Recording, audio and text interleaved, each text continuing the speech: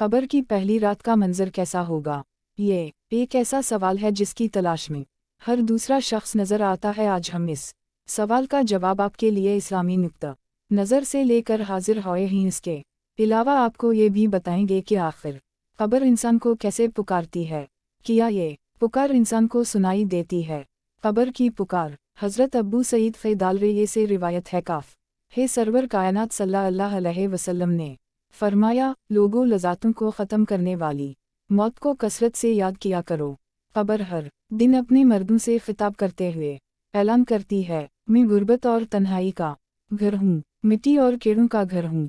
जब मोमन को दफन किया जाता है तो कब्र इसे मरहबा कहते हुए खुशखबरी सुनाती है कि मेरी पशत पर चलने वालों में तो बड़ा महबूब था, आज मैं तेरी हो गई और तो मेरी तरफ आ गया, तो अब मेरे एहसान को देख लेगा। ये कहकर कब्र ताहद निगाह कुशादा हो जाती है और जन्नत का दरवाज़ा उसके लिए खोल दिया जाता है, जहाँ से इसको जन्नत की ताज़ा हवा आती है। हज़रत अबू हुरैरा रज़ी अल्लाह ताला अन्हा का बयान है कि रसूल अल्लाह सल्लल्लाहु अलैहि वसल्लम एक जनाजे में शरीक हुए, फिर फरमाया मैं भी आप सल्लल्लाहु अलैहि वसल्लम के हमरा था। आप सल्लल्लाहु अलैहि वसल्लम एक कब्र के पास बैठ गए और फरमाया, ये कब्र हर दिन बाआवाज़ बुलंद कहती है, ए आदम की औलाद, तो क्यों मुझे भूल गया? क्या तुझे ये मालूम नहीं कि मैं तन्हाई का घर, गुर्बत का घर, वहशत का घर, कीड़ों मकोड़ों का घर हूँ। मैं बहुत तंग घर हूँ, मगर अल्लाह जिसके लिए कुशादगी का हुक्म फरमाएगा इसके लिए कुशादा हो जाऊंगी। इसके बाद आप सल्लल्लाहु अलैहि वसल्लम ने फरमाया, ए कब्र, तो जन्नत का चमन है या फिर आग का एक तनूर। हज़रत अब्बू हुज्जाज रज़ी अल्लाह ताला अन्हा से रिवायत है कि रहमत आलम सल्लल्लाहु अलैहि वसल्लम ने फरमाया, मुर्दा जब कब्र में रखा जाता है तो कब्र इसको कहती है, इब्न आदम तो हलाक हुआ, तुझे किस चीज़ ने मुझसे धोखे में रखा? क्या तुझे मालूम ना था कि मैं फितना, तारीकी और कीड़ों मकोड़ों का घर हूँ? तुझे किस चीज़ ने मुझसे बहका कर निडर कर दिया और तो मेरी पशत पर खूब अकर कर चलता था?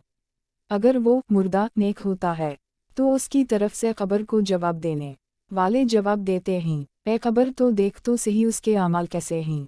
ये ऊंचाई इख्तियार करता था और बुराई से बाज रहता था। ये सुनकर कब्र कहती है, बेशक ये नेक थे। अलिफ, अब मैं इसके लिए सरसब्ज हो जाती हूँ। मर्द का जिस्म उस वक्त मुनव्वर हो जाता है और इसकी रूह अल्लाह ताला की तरफ भेज दी जाती है।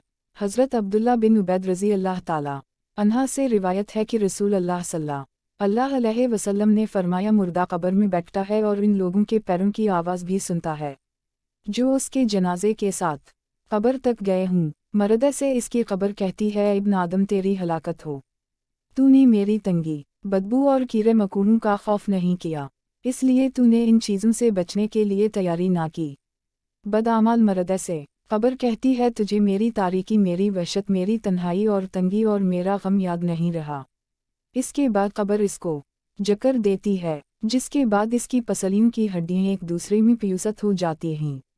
जबकि नेक बंदे के लिए कब्र कुशादा कर दी जाती है और इसके दाएं एक खिड़की खोल दी जाती है, जहाँ से इसको जन्नत की हवा आती है। अल्लाह पाक हम सबको कब्र के अजाब से बचाए और हमको नेक आमाल करने की तौफीक